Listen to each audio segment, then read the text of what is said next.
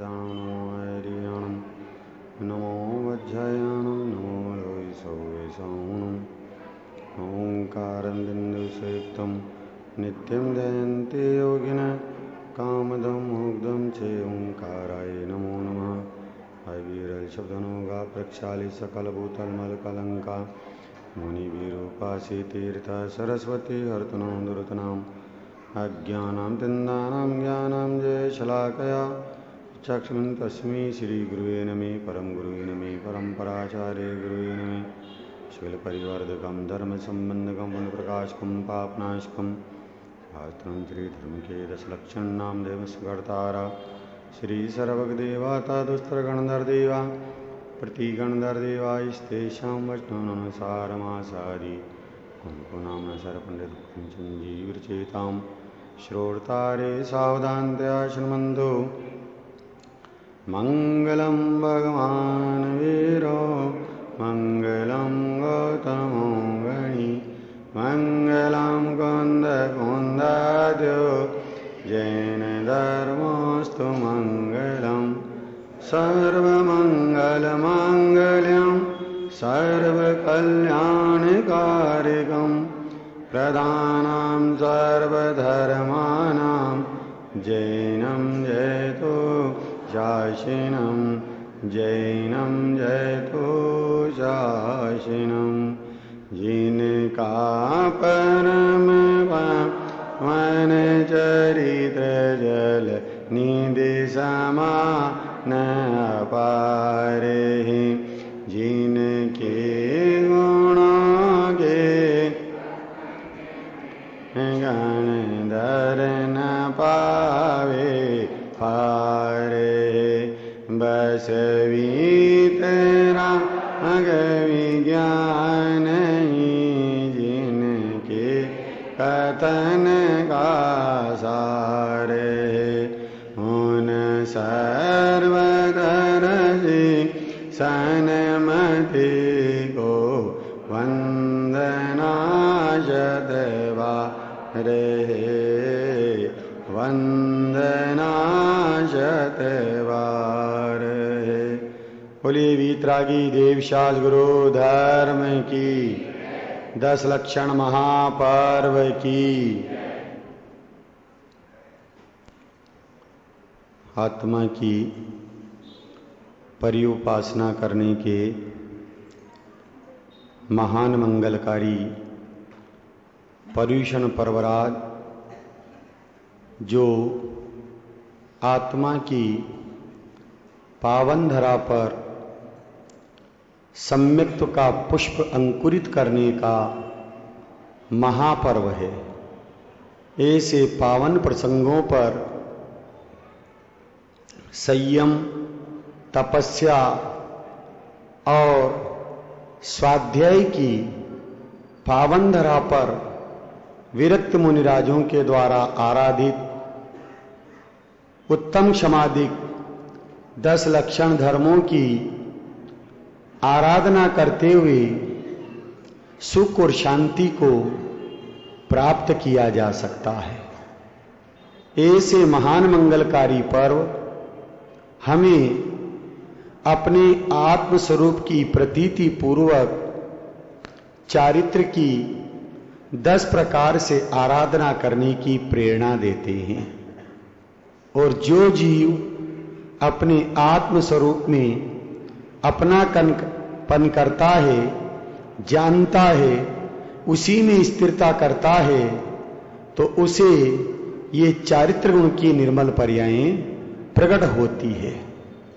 लेकिन ये चारित्र गुण की निर्मल पर्यायें सम्यक दृष्टि ज्ञानी धर्मात्मा को ही प्रकट होती है, अज्ञानी मिथ्या दृष्टियों को नहीं होती है। चतुर्थ गुण स्थानवर्ती सम्यक दृष्टि धर्मात्मा को एक चोकड़ी कषाय के अभाव पूर्वक अपनी परिणति में उत्तम समाधिक 10 धर्म हैं। पंचम गुण स्थान वाले व्रती श्रावक को 2 चोकड़ी कषाय के अभाव पूर्वक अपनी परिणति में उत्तम समाधिक 10 धर्म हैं। महाव्रती दिगंबर संत मुनिराज छठे गुणस्थान से 12वें गुणस्थान तक 3 चौकड़ी कषाय के अभाव पूर्वक परिणति में उत्तम समाधिक 10 धर्म हैं और 12वें गुणस्थान के अंत में ही चारों चौकड़ी कषाय का अभाव हो जाता है और 13वें गुणस्थान में सयोग केवली, अयोग केवली और गुणस्थानातीत सिद्ध परमेष्टियों को परिपूर्ण रूप से ये उत्तम समाधिक 10 धर्मों की प्रकटता पर्यायी में हो जाती है। तो अपनी अपनी भूमिका के अनुसार आत्म स्वभाव में अपनापन करने के कारण से उत्तम समाधिक 10 धर्म प्रकट हो जाते हैं। प्रारंभ के 5 धर्म स्वभाव की मुख्यता से बताए गए हैं, जिसमें आत्मा का स्वभाव क्षमा, मार्दव, आर्जव, शौच और सत्य को प्रकट करते हुए यह सिद्ध किया गया है कि स्वभाव का अवलंबन लेने पर ही परिणति में सुख और शांति प्रकट होती है। अंत के जो 5 धर्म हैं, संयम, तप, त्याग, आकिंचन, ब्रह्मचर्य, इनमें पर्याय की प्रकटता की मुख्यता से कथन किया गया है। लेकिन यह निर्मल पर्याय प्रकट होती है तो कैसे हो जाती है? स्वभाव के अवलंबन से होती है। क्या कह रहे हैं कि स्वभाव स्वाधीन है और उस स्वाधीन स्वभाव का अवलंबन लिया जाता है तो परिणति में से विकार और विभाव भावों का अभाव होकर के आविकारी पर्याय प्रकट हो जाती है। वो आविकारी पर्याय क्या है? कि वो आविकारी पर्याय संवर निर्जरा की है, वह आविकारी पर्याय मोक्ष मार्ग की है, वह आविकारी पर्याय उत्तम समाधिक 10 धर्मों की है। लेकिन वो पर्याय आई कहां से, किस जगह से आई है? अपने स्वभाव से, अर्थात त्रिकालिक सामर्थ्य में से वर्तमान सामर्थ्य की प्रकटता होती है।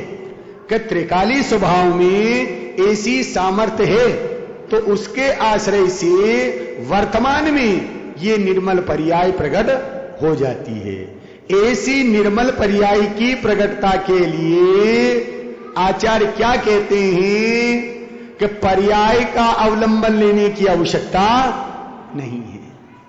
पर्याय ने तो स्वयं द्रव्य स्वभाव का अवलंबन लिया है और द्रव्य स्वभाव का अवलंबन लेने के कारण से वो पर्याय माला माल हो गई है।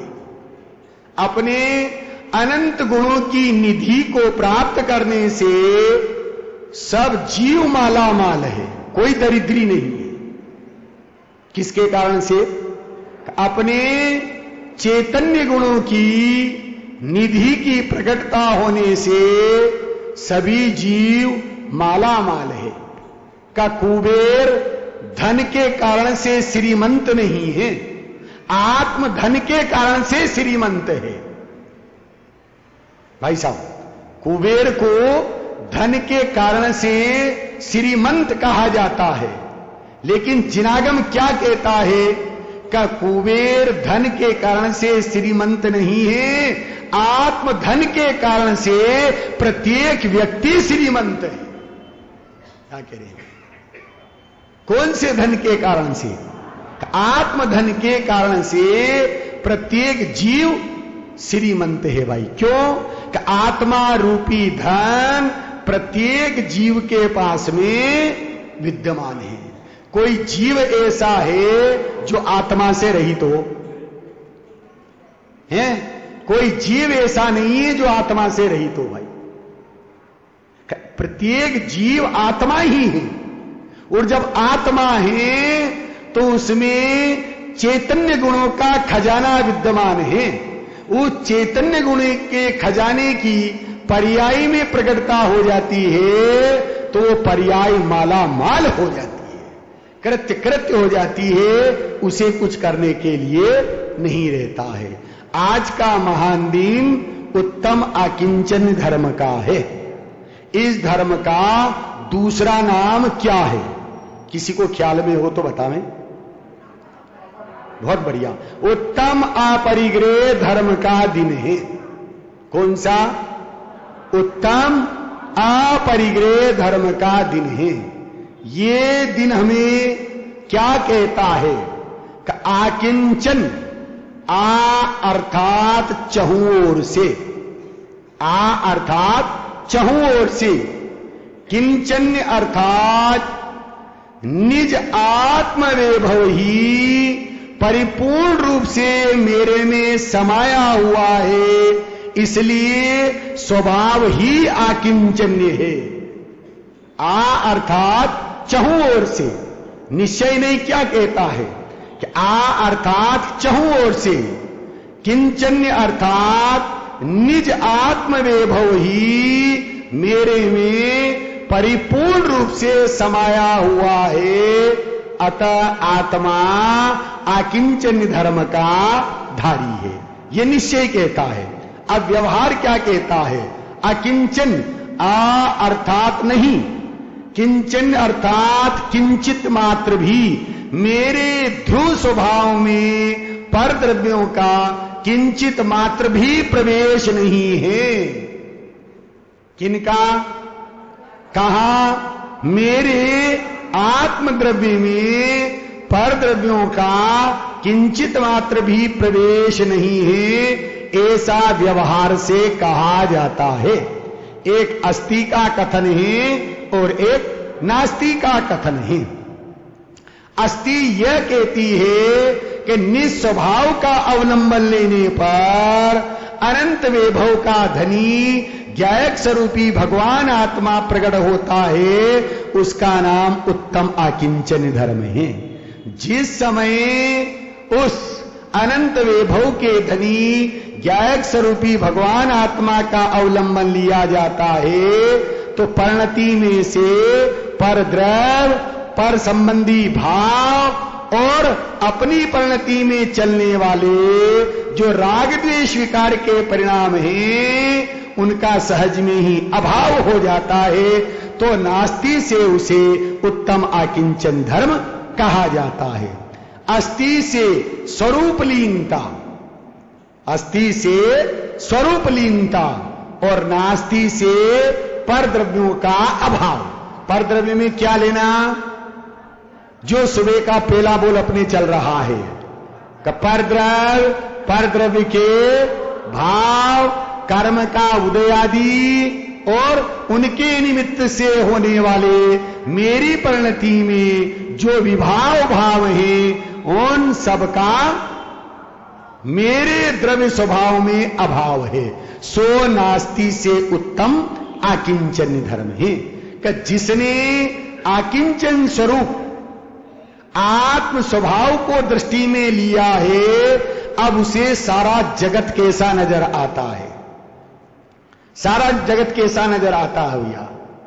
समय सार जी की 186 नंबर की गाथा किसी को ख्याल में हो? बहुत बढ़िया। जो जानता में शुद्ध हुआ, शुद्धता को प्राप्त हो, जो जानता अविशुद्ध विशुद्धता को प्राप्त हो। का गुरु द्रोणाचार्य पांचों पांडवों और कौरवों को पढ़ाते थे। एक दिन उन्होंने दुर्योधन को बुलाया और ये कहा कि दुर्योधन, तुम जाओ और इस लोक में कोई भला पुरुष हो तो उसको ढूंढ करके लाओ। क्या कहा? कि इस लोक में कोई भला पुरुष हो तो उसे ढूंढ करके लाओ। वो दुर्योधन सारे लोक में घूम लिया और घूम करके गुरुदेव के पास पहुंचा। गुरुदेव ने कहा, भैया दुर्योधन, कोई भला पुरुष मिला? तो दुर्योधन क्या कहता है कि गुरुदेव, मुझे तो इस लोक में कोई भला मानुष नजर ही नहीं आया है। अब युधिष्ठिर जी को बुलाया और द्रोणाचार्य जी ने युधिष्ठिर जी से कहा कि धर्मराज युधिष्ठिर जी, जाओ इस लोक में यदि कोई बुरा व्यक्ति हो तो उसको ढूंढ करके लाओ। काय के लिए कहा? बुरे व्यक्ति को ढूंढ करके लाने को कहा। युधिष्ठिर जी सारे लोक में घूम लिए और आकर के हाथ जोड़ करके कहा, गुरुदेव, मुझे तो इस लोक में कोई बुरा व्यक्ति नजर ही, दुर्योधन को अच्छा नजर नहीं आ रहा था, युधिष्ठिर जी को बुरा नजर नहीं आ रहा था। कारण क्या था?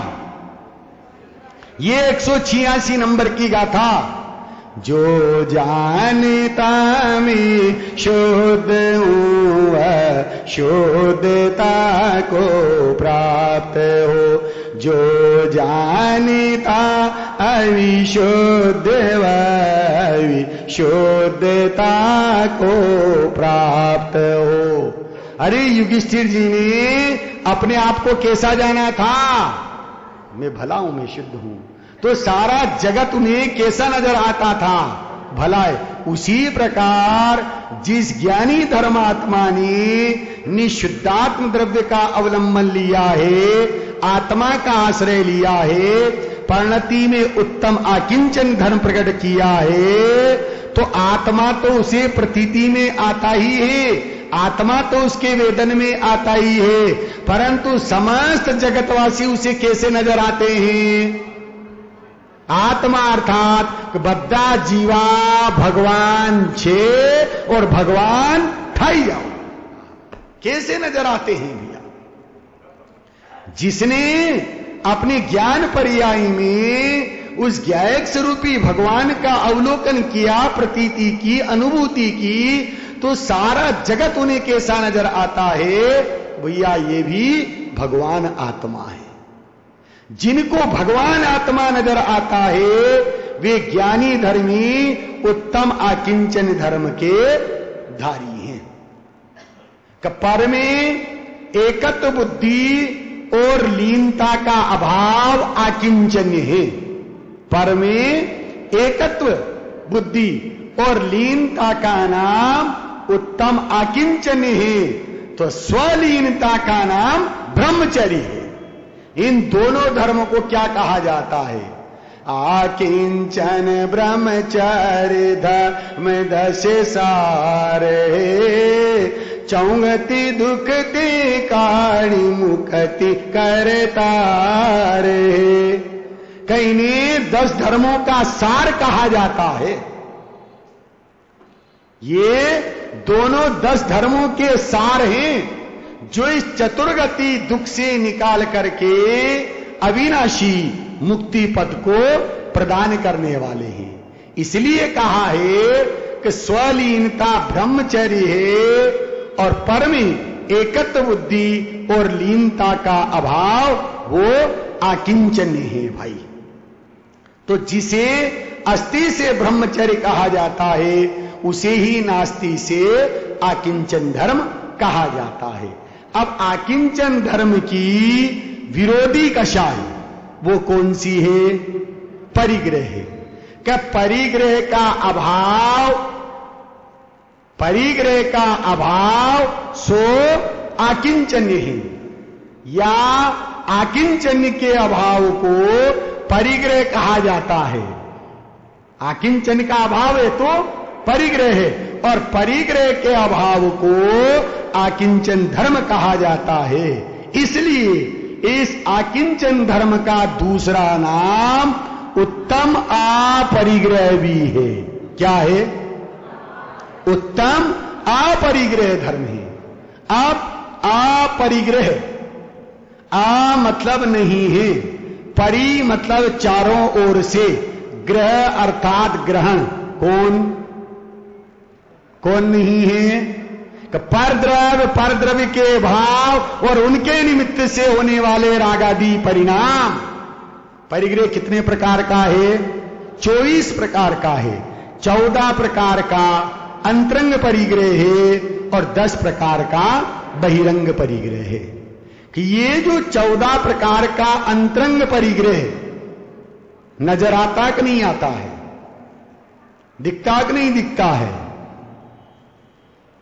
संसारियों को नहीं दिखता, अज्ञानियों को नहीं दिखता, ज्ञानियों को ये नजर आता है भाई।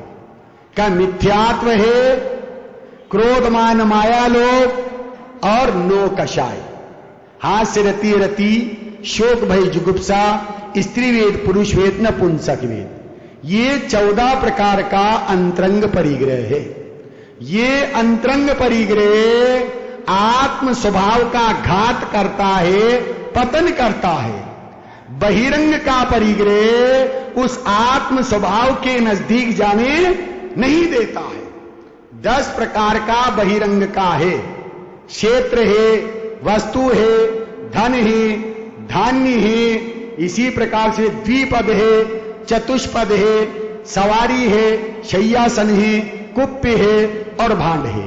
इस प्रकार से 10 प्रकार का ये बहिरंग परिग्रह है। तो कुल 24 प्रकार का परिग्रह। तो उत्तम आकिंचन धर्म की प्रकटता कितने के अभाव से होती है कि 24 ही प्रकार के परिग्रह के अभाव से।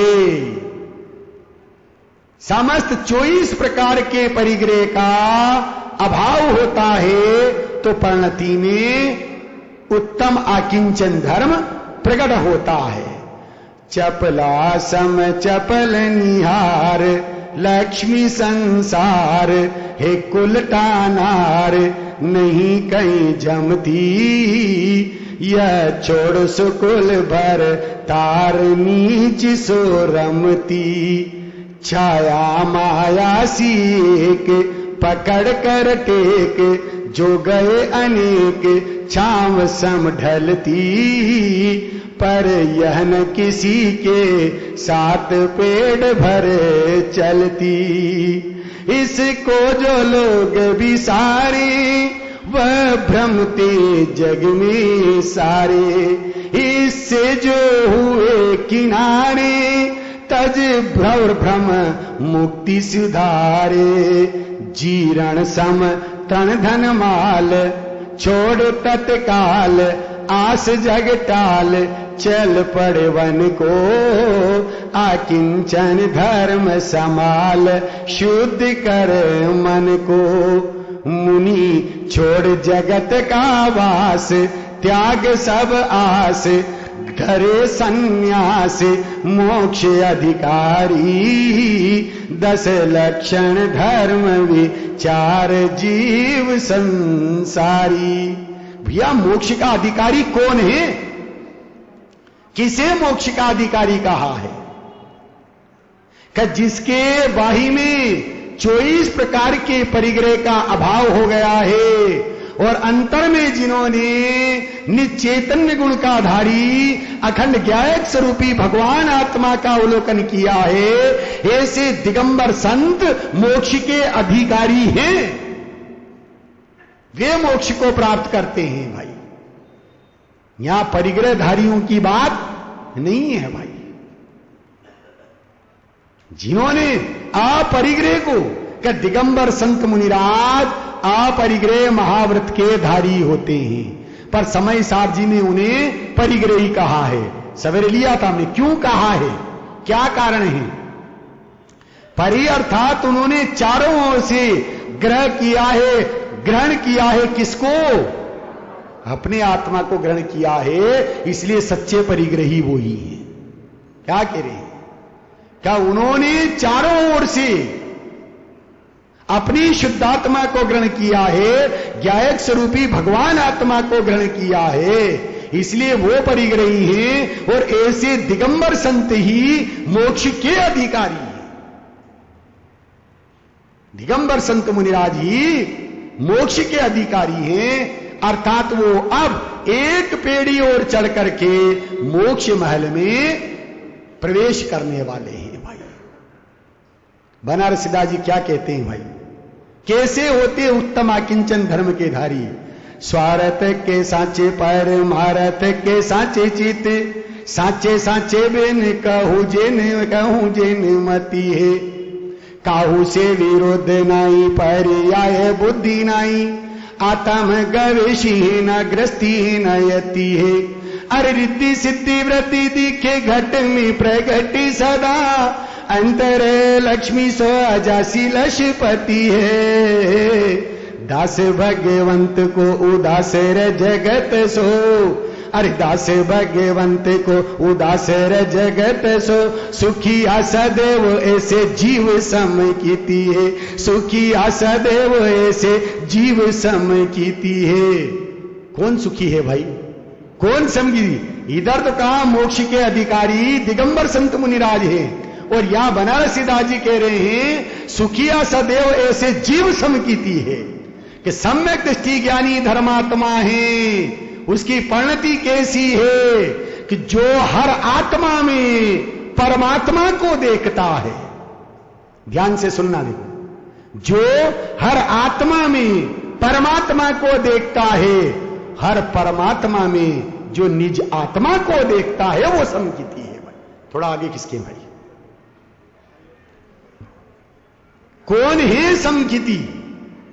जिसकी दृष्टि कैसी है कि जिसे हर आत्मा में परमात्मा नजर आता है, हर परमात्मा में जिसे निज आत्मा नजर आता है, कि जो परमात्मा है, जो देव हैं, अनंत सिद्ध देव हैं, उनसे परमात्मा बनने की प्रेरणा मिलती है। देवों से काय की प्रेरणा मिलती है? परमात्मा बनने की प्रेरणा मिलती है। शास्त्र परमात्मा बनने की विधि बताते हैं। आप लोग भी थोड़ा जो है, शास्त्र परमात्मा बनने की विधि बताते हैं, पर दिगंबर संत मुनिराज तो परमात्मा से साक्षात्कार करवा देते हैं। देखो देव शास्त्र गुरु हमारे कैसे हैं कि सम्यक दर्शन में निमित्त कहा है तो ऐसे ही नहीं कहा है। देवों से परमात्मा बनने की प्रेरणा मिलती है, शास्त्र परमात्मा बनने की विधि बताते हैं, और दिगंबर संत मुनिराज तो परमात्मा से साक्षात्कार करवा देते हैं भाई। ऐसे हमारे देव शास्त्र गुरु हैं। तो ये गुरु उत्तम आकिंचन धर्म के धारी हैं। सम्यक दृष्टि भी एक चौकड़ी कषाय के अभाव पूर्वक उत्तम समाधिक आकिंचन धर्म का धारी है, और वो भी मोक्ष मार्गी है। अंतर में उसके पर द्रव्यों की, पर भावों की पकड़ नहीं है भाई। कैसा है वो कि राजा भोज हुए हैं, राजा भोज हुए हैं, और उन्होंने अपनी नगरी में ये ऐलान करवाया कि भाई जो सबसे बढ़िया सुंदर कविता बना करके लाएगा उसे हम पुरस्कार देंगे। एक कवि आया और उसने बहुत सुंदर कविता सुनाई, वो बहुत प्रसन्न हो गए, और प्रसन्न होकर के उन्होंने खजांची के लिए चिट लिखा कि इसको 1 लाख रुपया दिया जावे। क्या लिखा चिट में मनोज जी, क्या लिखा है? 1 लाख रुपया दिया जावे। वो कवि वो चिट लेकर के खजांची के पास में जाता है। खजांची उसको पढ़ता है और विचार करता है कि राजा महाराजाओं का भी एक स्क्रू ढीला होता है? हर किसी की बात पे प्रसन्न होकर हर कुछ दे देते हैं। जरा सी कविता सुनाई और 1 लाख रुपये दे दो। तो उसने नीचे एक पंक्ति लिखी, नीचे उसने एक पंक्ति लिखी कि संकट के समय के लिए धन संग्रह करके रखना चाहिए। क्या पंक्ति लिखी? संकट के समय के लिए धन संग्रह करके रखना चाहिए। और कवि को वापस राजा के पास में भेज दिया। राजा ने वो चिट पढ़ा और उसमें पंक्ति लिखी थी कि संकट के समय के लिए धन संग्रह करके रखना चाहिए। तो उसके नीचे राजा ने पंक्ति लिखी, पुण्य का उदय हो तो संकट नहीं आता है, इसलिए इसे 2 लाख रुपये दिए जाएं। वो कवि उस चिट को लेकर के पुनः खजांची के पास में गया। खजांची ने पढ़ा कि पुण्य का उदय हो तो संकट नहीं आता है, इसलिए 2 लाख रुपये दिए जाएं। वास्तव में राजा महाराजाओं का स्क्रू ढिलाई होता है। फिर उसने नीचे लिखा कि पाप का उदय हो तो संकट आता ही आता है, और फिर कवि को राजा साहब के पास में भेज दिया। राजा साहब ने पढ़ा कि पाप का उदय हो तो संकट आता ही आता है। राजा साहब ने फिर नीचे तीसरी पंक्ति लिखी कि पाप का उदय हो तो संग्रह किया हुआ धन भी नष्ट हो जाता है, इसलिए इसे 3 लाख रुपये दिए जाएं। कवि खजांची के पास में पहुंच गया और उसके नीचे और ये लिखा था कि भाई 3 लाख रुपये भी दिए जाएं और अब आगे से जैन सिद्धांतों को ज्ञान में रखते हुए उस रूप परिणमन किया जाए।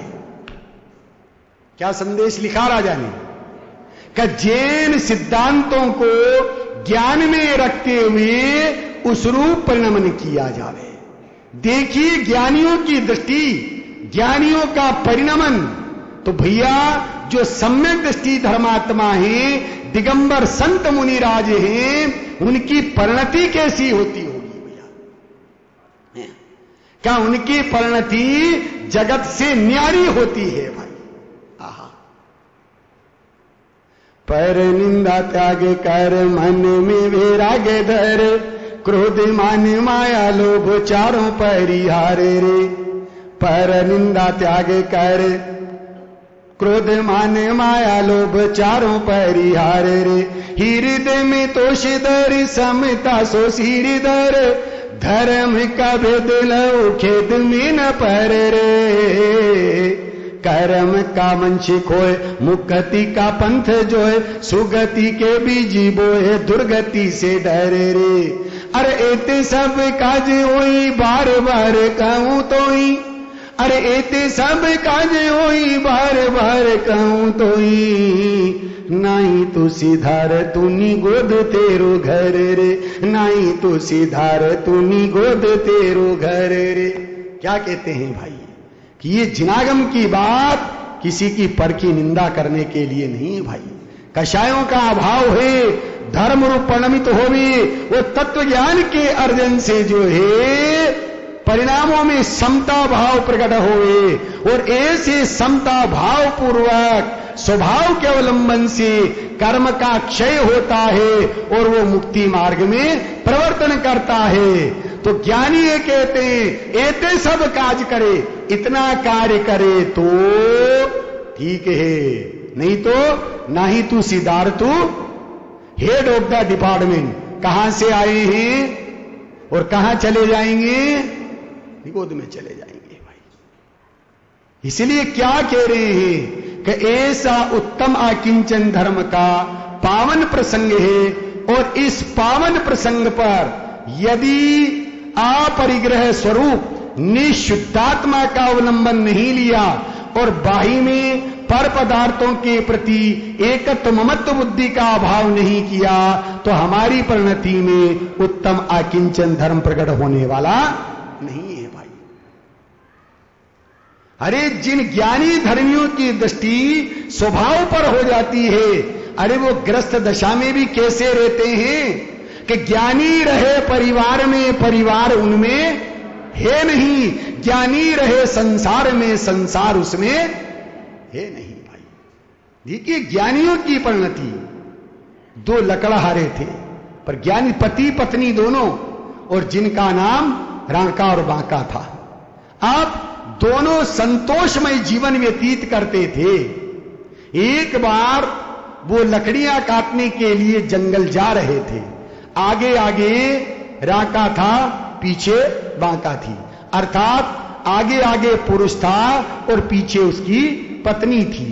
दोनों चले जा रहे हैं। अब उस रांका को थोड़ी दूर जाने पर रास्ते में ठोकर लगती है।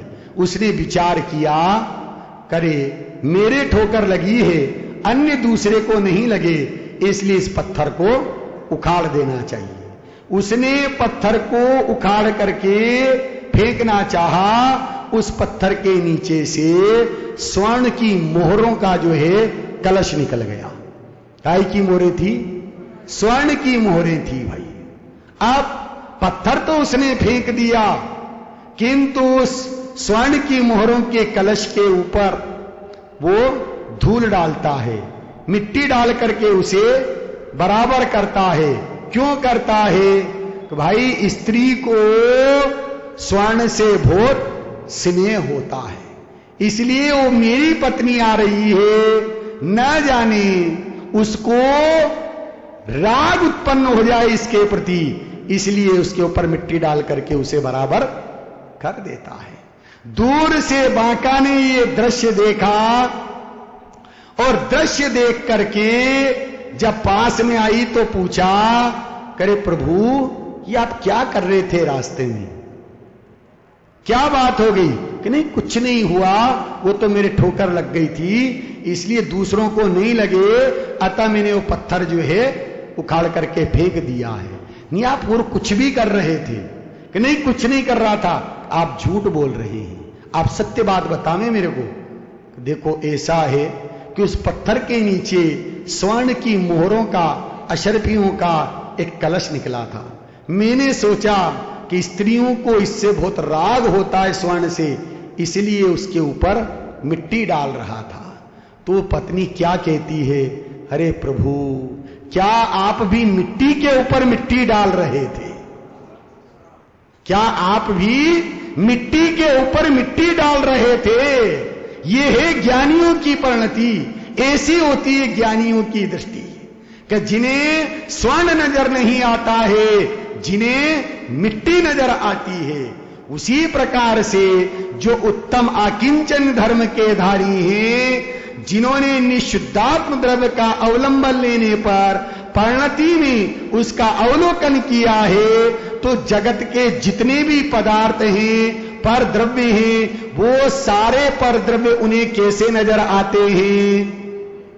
मिट्टी नजर आते हैं, जड़ नजर आते हैं, अचेतन नजर आते हैं। कैसे नजर आते हैं? अचेतन नजर आते हैं भाई। करे ये अचेतन है और मैं चेतन हूं। अब मेरा आप सभी से प्रश्न है एक, कि ये परद्रव्य, ये संयोग कैसे है? सुख रूप है का दुख रूप है?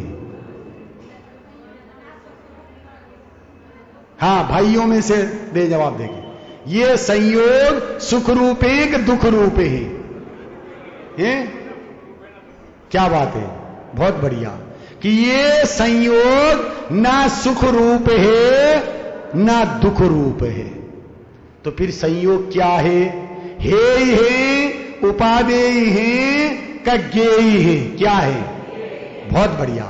कि ये संयोग हमारे लिए ज्ञान के ज्ञेय हैं, जानने लायक है।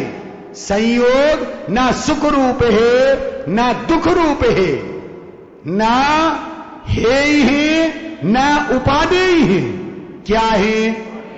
ज्ञान के ज्ञेय। फिर छोड़ने की बात क्यों कहते हैं? कहते तो ऐसा है छोड़ना चाहिए, छोड़ना चाहिए। कल हमने भी प्रेरणा दी थी उत्तम त्याग धर्म के दिन पर, भैया कुछ न कुछ तो छोड़ना चाहिए, इसका ही त्याग कर। क्यों कहते हैं? क्या कारण है?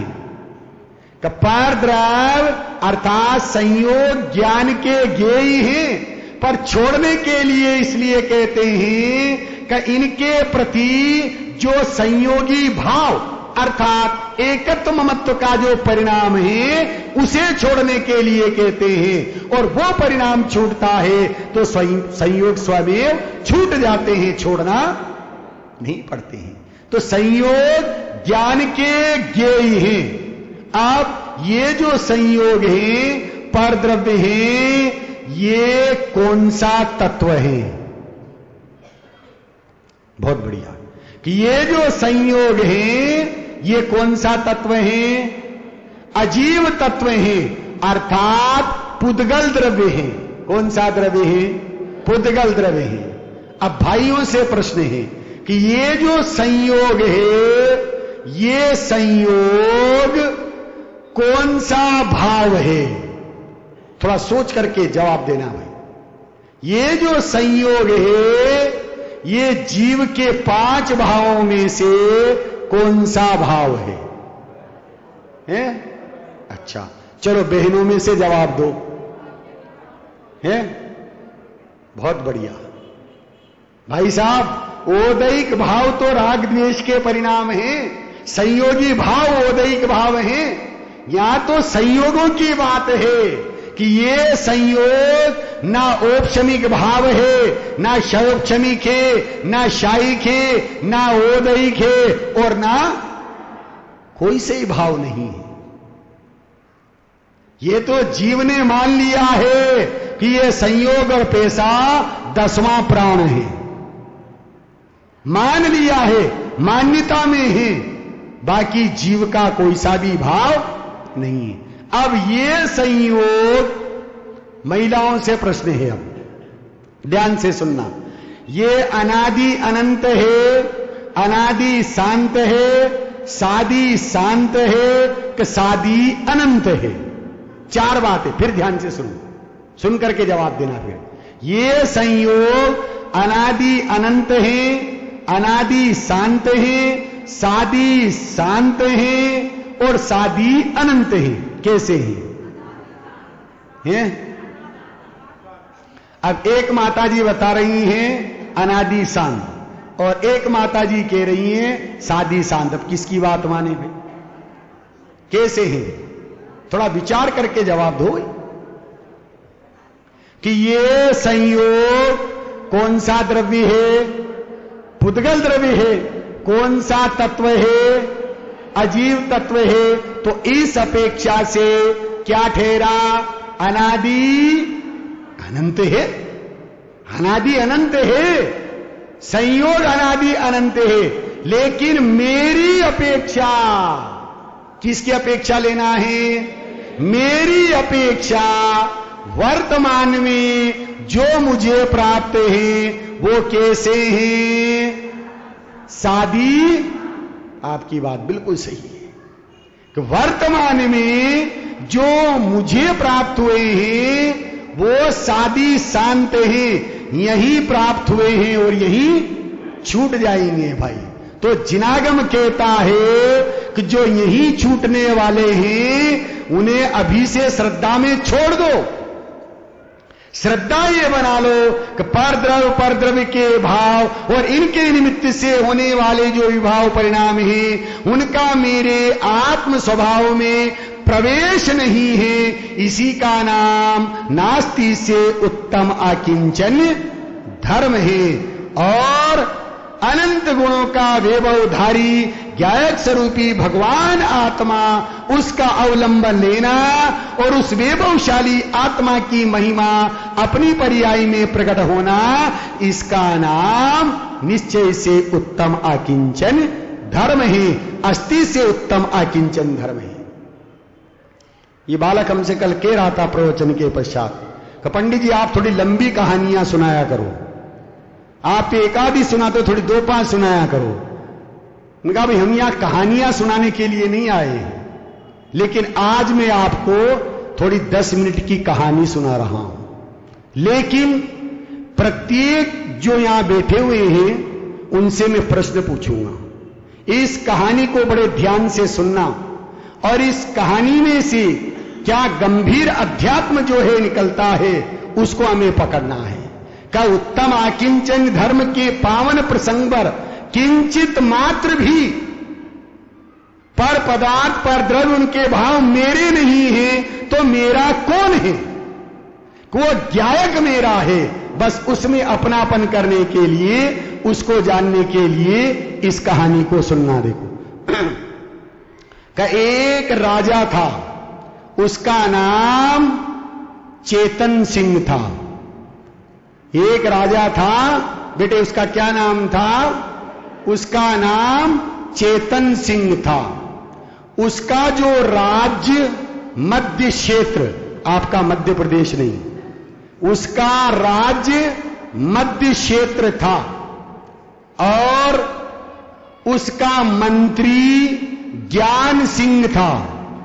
उसका मंत्री कौन था? ज्ञान सिंह था। उसने अपने राज्य को 10 जिलों में बांट रखा था। अपने राज्य को काई में बांट रखा था? 10 जिलों में बांट रखा था। तो जिले का जिलाधीश चंचल सिंह था। जिले का जिलाधीश कौन था? चंचल सिंह था। अब राजा चेतन सिंह, मंत्री ज्ञान सिंह जिलाधीश चंचल सिंह अपने राज्य में बड़े सुख शांति पूर्वक निवास करते हैं। संपूर्ण राज्य में सुख है, शांति है, चैन है, आनंद है। अब उस राज्य में ठगों का सरदार मोह सिंह आता है। कौन आता है? ठगों का सरदार मोह सिंह अपनी सेना के साथ में आता है और व्यापार की स्वीकृति चाहता है। किससे? जिलाधीश से। जिलाधीश कौन है? चंचल सिंह है। उससे व्यापार की स्वीकृति चाहता है। जिलाधीश ने मना कर दिया कि नहीं भाई, हमारे राज्य में तुम्हारा प्रवेश वर्जित है। हिंदुस्तान में कोई ऐसा कार्य है जो नहीं हो सकता हो? भाई साहब हैं कि हिंदुस्तान में सब कार्य हो सकते हैं, भले ही कितने नियम कानून हैं। एक कवि ने पंक्तियां कही है हिंदुस्तान के संबंध में का नियम कानून ये जहान छोड़ के जन्नत चले गए। हिंदुस्तान में से नियम और कानून जहान छोड़ के जन्नत चले गए और अपने पीछे राज करने को 3 बेटों को छोड़ गए। अपने पीछे राज करने को 3 बेटों को छोड़ गए। पहला है रिश्वत अली। पहला है रिश्वत अली, छोटा ही छोटा सिफारिश खान है, मजला खुशामद बेग है, पर चलती न उसकी एक है। तो उस ठगों के सरदार, क्या नाम था उसका? मोह सिंह। उसने पहले बेटे का अवलंबन लिया। किसका लिया? पहला बेटा कौन सा है? रिश्वत अली। उस जिलाधीश को रिश्वत दी और साहब ये तो रिश्वत नहीं है, ये तो सुविधा फीस है। आप हमें व्यापार करने की सुविधा दे रहे हो तो ये सुविधा फीस है। ऐसा कहकर के जिलाधीश को प्रभावित कर लिया। फिर जिलाधीश ने कहा भैया ठीक है, मेरी तरफ से तो कोई दिक्कत नहीं है, लेकिन मंत्री साहब से पूछना पड़ेगी। मंत्री कौन है? ज्ञान सिंह है। अब जिलाधीश और ठगों का सरदार दोनों गए और मंत्री जी से निवेदन किया। ठगों के सरदार ने सामने आपके राज्य में व्यापार करना चाहता हूं और ये जिलाधीश महोदय हैं, इन्होंने आपकी स्वीकृति के लिए कहा है। तो जिलाधीश महोदय ने कौन से बेटे का काम लिया? कौन से बेटे का? ठगों के सरदार ने पहले बेटे को काम में लिया था, रिश्वत अली, और जिलाधीश महोदय ने तीसरा बेटा, कौन सा? छोटा ही छोटा का सिफारिश खान, उसको काम में लिया। तो ज्ञान सिंह मंत्री जी ने भी कहा ठीक है भाई, जब हमारे जिलाधीश महोदय तैयार हैं तो हम भी तैयार हैं। स्वीकृति दे दी। पर थोड़ा सा ऐसा भैया, आदेश के ऊपर मोहर लगना चाहिए। किसकी मोहर लगना चाहिए? राजा की मोहर लगना चाहिए। इसलिए राजा साहब के पास चले। राजा कौन है? कि चेतन सिंह है। वहां गए। अब मंत्री और जिलाधीश दोनों ने और ठगों के सरदार मोह सिंह ने, तीनों ने मझले बेटे को काम में लिया। कौन सा है मझला बेटा? खुशामद बेग। उसको काम में लिया और राजा साहब से कहा कि हम यहां व्यापार करना चाहते हैं और आपकी नगरी के लोगों को सुख सुविधा पहुंचाना चाहते हैं। राजा ने कहा भैया ये मंत्री जी और जिलाधीश महोदय, इनकी क्या राय? अरे साहब, इन्होंने तो परमिशन दे दी है, लेकिन आपकी आज्ञा भी होना चाहिए। भैया जब ये तैयार हैं तो हम भी तैयार हैं। अब ठगों के सरदार मोह सिंह ने अपनी सेना के साथ में उस राज्य में व्यापार के नाम पर लूटपाट मचाना शुरू कर दिया और इतनी लूटपाट मचाई का लूटपाट मचाते मचाते कहां तक पहुंच गया कि राजा के महलों तक पहुंच गया।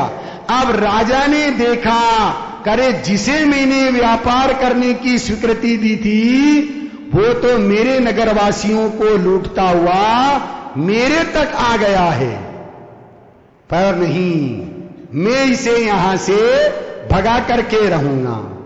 उस राजा ने कवच पहना, अंगरक्षकों को साथ में लिया, सैनिकों को साथ में लिया, सिपाहियों को साथ में लिया और लेकर के उस ठगों के सरदार के ऊपर टूट पड़ा और ऐसा भयंकर संघर्ष किया है कि ठगों का सरदार मोह सिंह मारा गया और उसके मारे जाते ही उसकी सारी सेना भाग गई और पुनः उस चेतन सिंह राजा के राज्य में सुख और शांति व्याप्त हो गई पहले की तरह। अब उसी प्रकार से चेतन सिंह अर्थात भाइयों में से हमारी दशा भी पूरी इस कहानी की तरह हो रही है भाई।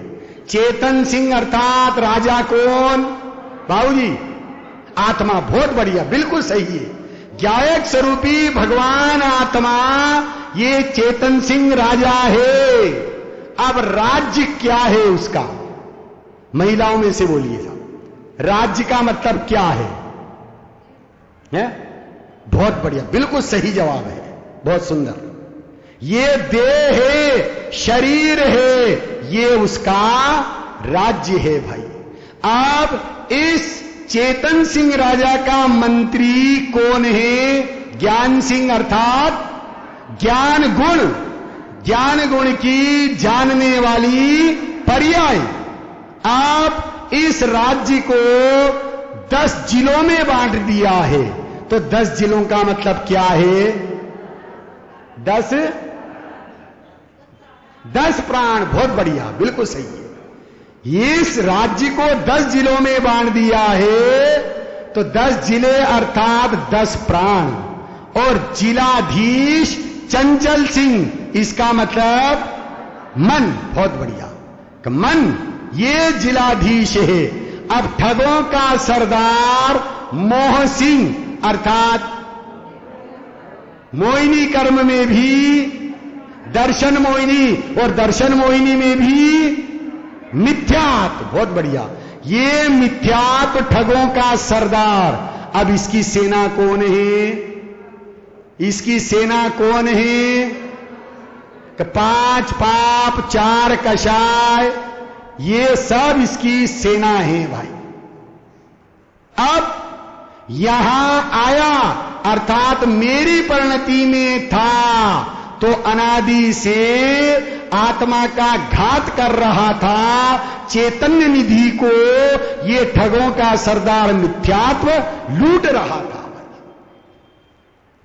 इसने आत्मा का इतना घात किया है कि ज्ञान पर्याय में कभी ये नहीं आता कि मैं आत्मा हूं। भाई साहब, वो जो हमारे संतोष जी के पीछे बैठे हैं, वो कल मेरे से कह रहे थे, पंडित साहब इतनी चर्चा सुनते, इतनी बात सुनते हैं और उसके बाद में भी 24 घंटे में एक बार भी ये याद नहीं आता कि मैं आत्मा हूं। इससे सिद्ध होता है कि ठगों का सरदार अभी विद्यमान है भाई। उसने आत्मा का पतन किया, घात किया, जिसके कारण से 5 पाप 4 कषायों में जीव की प्रवृत्ति निरंतर चलती रही। किंतु जब देव शास्त्र गुरु के निमित्त से जिनवाणी सुनने को मिली और जिनवाणी सुनने को मिली और स्वरूप की चर्चा सुनी और स्वरूप की चर्चा सुन करके ज्ञान पर्याय में ये ख्याल आया कि अरे अरे अरे, इस दर्शन मोहिनी कर्म के मिथ्यात्व ने तो मेरी आत्मा का पतन किया है, घात किया है और संसार में रुलाया है। इसलिए राजा अर्थात कौन? ज्ञायक आत्मा, उसने क्या किया कि संयम रूपी कवच पहना। कौन सा कवच पहना? संयम रूपी कवच पहना। 3 गुप्ती रूपी अंगरक्षकों को साथ में लिया और शुद्धोपयोग रूपी तलवार को शुक्ल ध्यान से सजाया। कौन सी तलवार? शुद्धोपयोग रूपी तलवार को शुक्ल ध्यान से सजाया और मूल गुण रूपी पैदल सैनिकों को साथ में लिया, उत्तर गुण रूपी सिपाहियों को साथ में लेकर के इस ठगों के सरदार मोसी अर्थात मिथ्यात्व के ऊपर टूट पड़ा। तो परिणति में ज्ञान पर्यायी में ज्ञायक स्वरूपी भगवान आत्मा का अवलोकन हो गया, जानना हो गया, प्रतीति हो गई और परिणति में सुख और शांति अतीन्द्रिय आनंद की दशा प्रकट हो गई। उसका नाम उत्तम अकिंचन धर्म है भाई। ऐसे उत्तम अकिंचन धर्म को यदि हम अपनी परिणति में प्रकट करना चाहते हैं तो ज्ञानी पुकार पुकार करके बार बार हमें कहते हैं कि भाई ये मनुष्य पर्याय मिली है, तो ये मनुष्य पर्याय यूं ही नहीं चली जाए। ये मनुष्य पर्याय सम्यक दर्शन को प्राप्त करने के लिए मिली है, अणुव्रत महाव्रतों को धारण करने के लिए मिली है, मोक्ष मार्ग में प्रवर्तन करने के लिए मिली है। कहीं ऐसा नहीं हो कि ये मनुष्य पर्याय जो है व्यर्थ में ही चली जाए।